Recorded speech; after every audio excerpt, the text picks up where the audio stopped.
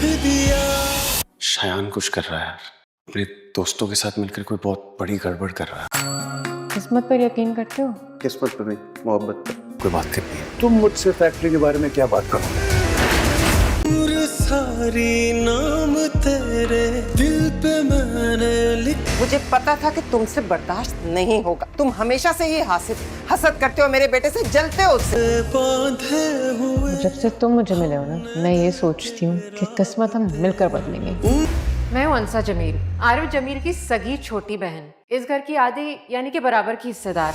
जब से तुम्हारी मोहब्बत मिली है ना, सारी मिली हुई नफरतें भूल गया। शायान का अंजाम और शाजिया बेगम का गरूर और तकब्बुर किस तरह खाक में मिल जाएगा। शीरीन जिस तरह से अनस और अंसा को एक दूसरे से मोहब्बत करते हुए देखती है, उसे एहसास गहरा होने लगता है कि उसने दादा की बात ना मानकर बहुत बड़ी गलती कर दी है। और अब तो उसे जिस तरह से अनस और अंसा हंसते खिलखिलाते हुए जरा भी अच्छे नहीं लग रहे। वो अपना गुस्सा इस तरह निकालती है कि उनसे उलझ ही पड़ती है। दूसरी तरफ शायान फैक्ट्री में जिस तरह से गड़बड़ कर रहा है, उसके बारे में अनस अपने दादा को बता देगा। शाजिया ये बात सुन लेगी और उसी पर चिल्लाने लगेगी कि तुम मेरे बेटे से जेलस होते हो, इसीलिए मेरे बेटे के बारे में झूठी बातें फैला रहे हो।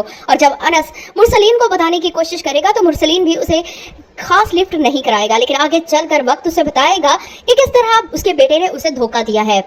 अंसा जैसे अपने घर जाएगी, वहां जाकर उसे पता चलेगा कि उसका भाई तो उसका हिस्सा भी बेचने जा रहा था। तब अंसा उन लोगों को बता देगी कि वो इस घर की। क्या आपने देखा, दादा के मजबूर करने पर अनस ताया की फैक्ट्री तो चला जाता है, लेकिन मुरसलीन साहब इसे इस फैक्ट्री में बर्दाश्त नहीं कर पा रहे। इसे ऑफिस के कोने में बैठने का हुक्म दे दिया जाता है और महीने के शुरू में तुम्हें डबल सैलरी मिल जाएगी, बस तुम मुझे नजर मत आना कहीं। लेकिन किस्मत के शायान के दोस्त जो घटिया प्लान बना रहे थे इस जूस कंपनी को डबोने के लिए, अनस अपनी आंखों से ये सब देख लेते हैं। वो जो गले सड़े फ्रूट्स के कंटेनर लाकर वहां रखते हैं, जिनसे बदबू इतनी शदीद है कि इनसे खुद भी बर्दाश्त नहीं हो रही थी। अनस भी इसी बदबू के पीछे फैक्ट्री की प्रोडक्शन एरिया की तरफ आ गया। कंटेनरों में से आती नाकाबिले बर्दाश्त स्मेल और गले सड़े फ्रूट्स देखकर वो हैरान, और ऐसे में इसकी नजर फैक्ट्री के अंदर शायान के दोस्तों पर पड़ती है। वो अंदर आता है, लेकिन इतनी देर में दोस्त छुप चुके थे, इसलिए अनस इन्हें नहीं पकड़ पाया। लेकिन वो अपने ताया से जाकर बात जरूर करता है कि मुझे आपसे फैक्ट्री के बारे में बात करनी है, जिस पर मुरसलीन साहब तप जाते हैं कि तुम मुझसे फैक्ट्री के बारे में क्या बात करना चाहते हो, और तुम्हारी इतनी मजाल कि तुम मुझे फैक्ट्री के बारे में कोई मशवरा दो, चुप करके वहां जाकर बैठ जाओ, तुम्हें पहले भी कहा है मुझे नजर मत आना। अब मुरसलीन साहब अनस की बात सुनने को तैयार नहीं। परेशानी में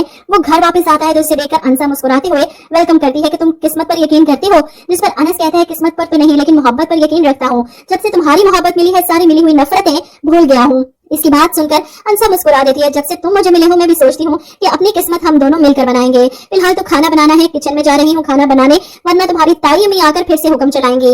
वो किचन में चली जाती है और अनस भी इसके पीछे आ जाता है कि मैं भी तुम्हारी हेल्प करता हूँ ताकि जल्दी काम हो जाए। वो भी नहीं चाहता कि ताई अम्मी कोई बात करें। किचन में खड़े होकर अचानक अनस को एहसास होता है कि अंसा का गाल एक साइड से सुर्ख है, थप्पड़ का निशान है। ये देखकर वो परेशान होता है। अंसा, ये क्या हुआ तुम्हारे मुंह पर? किसी ने थप्पड़ मारा है तुम्हें? किसने मारा है? वो परेशान हो जाता है, घबरा जाता है। इस पर अंसा मुस्कुराती है, कुछ नहीं, आज भाई की तरफ गई थी, बस इन्होंने ये निशानी लगाकर भेजी है। अनस परेशान, लेकिन हुआ क्या, क्यों मारा इन्होंने तुम्हें? इस पर अंसा बताती है कि घर सेल करने जा रहे थे मेरी इजाजत के बगैर। वो तो शुक्र है मैंने घर के बाहर लिखवा दिया कि ये प्रॉपर्टी मुतनाज़े है, इसको खरीदने वाला खुद जिम्मेदार होगा। नीचे अपना नाम भी लिख कर आई हूँ, अंसा जमील। अब अंसा का भाई घर बेचने वालों को घर दिखा रहा था तो वो सवाल करते हैं कि अंसा जमील कौन है। बाहर इनका नाम लिखा हुआ था। ऐसे में आरिफ कोई जवाब देता, अंसा ही वहां आ जाती है। मैं हूँ अंसा जमील, आरिफ जमील की सगी छोटी बहन, इस घर की आधी यानी बराबर की हिस्सेदार। मेरी इजाजत के बगैर ये घर नहीं बेच सकता। आरिफ अंसा की इस बदतमीजी पर रख के एक थप्पड़ इसके मुंह पर मारते। इतनी मुश्किल से घर का सौदा हो रहा था, अंसा ने आकर सब बर्बाद कर दिया।